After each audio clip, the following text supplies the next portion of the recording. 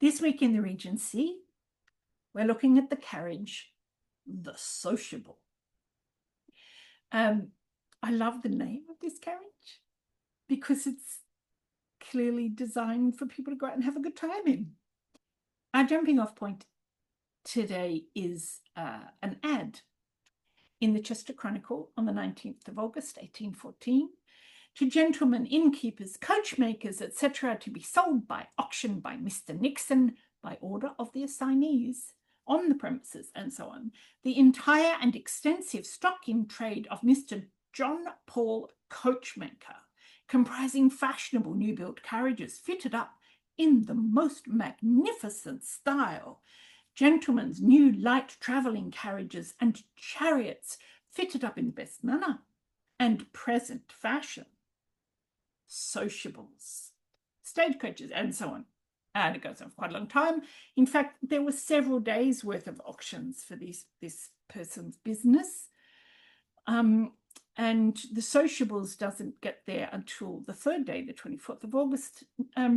What I'm really interested in is the idea of children's chaises. I'm going to try and follow that up for a later video. But sociables are in there, finished in excellent style, together with a quantity of second-hand. It did no very little worse than new. So what's a sociable? Well, this is a sociable. Isn't it cute?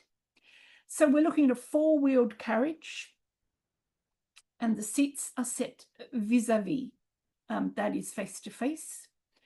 But unlike the barouche or the landau, we only have one covering. I love this little parasol.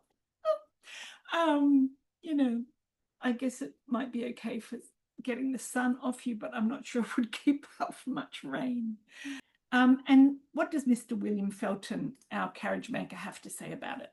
A sociable is a phaeton. So it's a kind of phaeton, that is, it's a four-wheeled carriage, quite high, with a double or treble body. So that means this is the width. The double fits 2, treble fits 3, and is so called from the number of persons it is meant to carry at one time. That is, it's called a sociable because it can fit a lot of people in. They are intended for the pleasure of gentlemen to use in parks. So if you're a gentleman and you wanted to invite ladies out for a little a drive, and you weren't a great whip, that is, you didn't have your own high-perch phaeton or curricle in which you could cut a dash with your four-in-hand, you could have a sociable, which would at least allow you to talk to people. So they're intended for the pleasure of gentlemen to use in parks or on little excursions with their families. Isn't that sweet? They are also peculiarly convenient for the conveying of servants from one residence to another, because you can fit a lot of people in. So if you were going from London to your country estate or vice versa, you would have either a big carriage or coach of some kind that had all the luggage in it. You would have a post-chaise and four for the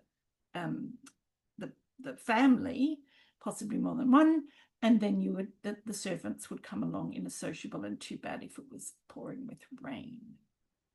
Now, the interesting thing about the sociable, the bodies may be constructed so as to hang on the carriage, and by the carriage he means the undercarriage of a coach or chariot after removing its own body, and no other expense is then incurred but that of the sociable body itself, which may be made on a very simple plan if it is only required for an occasional convenience. But if the carriage is built with and only for the body, it may also be built very light and simple, although they carry many passengers. But as they are intended for country use only and in fine weather, they need not be more heavy than a common phaeton, and a great convenience for large families may be formed at a little expense, except the duty. Okay, so the sociable, it turned out, had a long run. When I went looking for other images of it, I found an 1870 image from America, from Brewster & Co. And this is 1895 sociable, which is in the Science Museum in London. So it was it had a long run because it was really useful, you know. The fact that it was light meant that you could carry it with just a couple of horses. You didn't need 4 horses.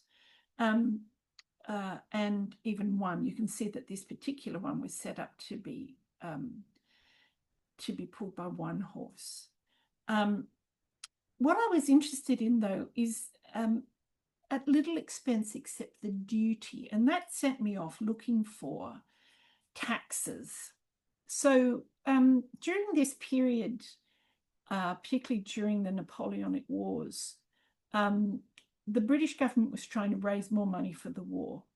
And the way they did that without causing kind of unrest and revolution was by putting taxes on extremely luxurious items like carriages.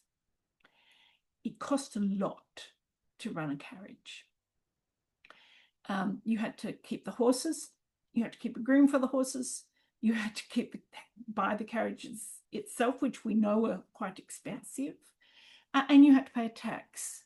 And you actually had to pay a tax on the horses as well as the carriage, which is probably why Mr. Bennet in Pride and Prejudice only keeps horses for the farm. You didn't have to pay tax on farm horses. And then he borrows them from the farm when he wants to use his carriage. So what kind of taxes are we talking about? Well, in the 1790s, the new tax regime kind of came in with the wars starting there. And it cost about £6 a year for one plain 4-wheel carriage like a Sociable. It went up by 1800 to about £8 something.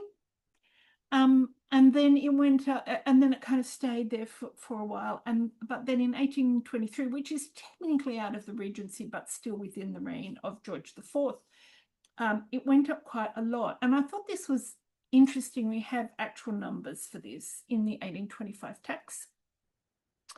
So for one carriage, to own one carriage of any kind that had 4 wheels, it cost you £12 a year tax.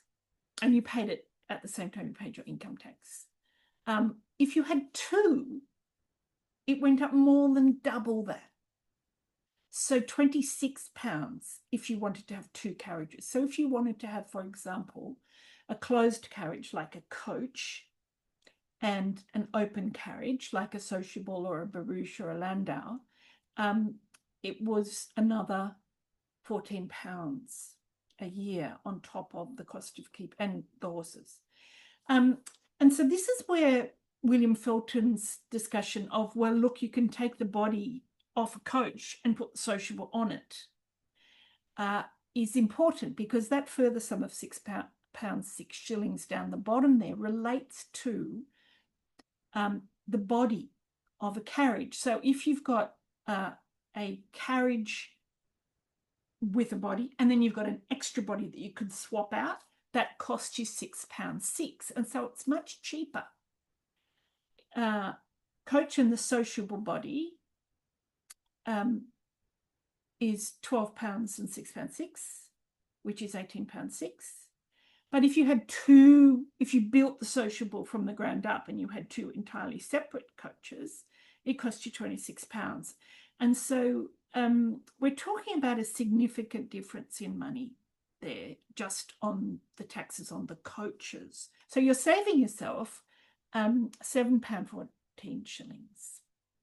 When we look, though, at what if you have a lot? Right? What if you have 9 and upwards? No, let's look at 8. 8's a good one.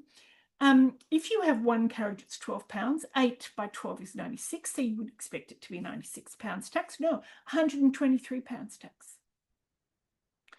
So there were exemptions made for if it was your business to hire out carriages and stuff. But if you were the kind of person who was rich enough to have 8 carriages, separate carriages, you were paying over the odds. You were paying more than 8 separate families which had 1 each. So it's an interesting approach. It's like a goods and services tax, but it's really targeted at the rich. much like the window tax was. So the sociable, it's a nice open air carriage where you can go out and have a nice day with the kids. That's what it's for. Or you can send your servants off when you move to London from your country estate. You can send your servants off in the sociable while you ride in the post chaise. That's this week in the Regency. I'm Elizabeth Layden. I'll see you next week in the Regency.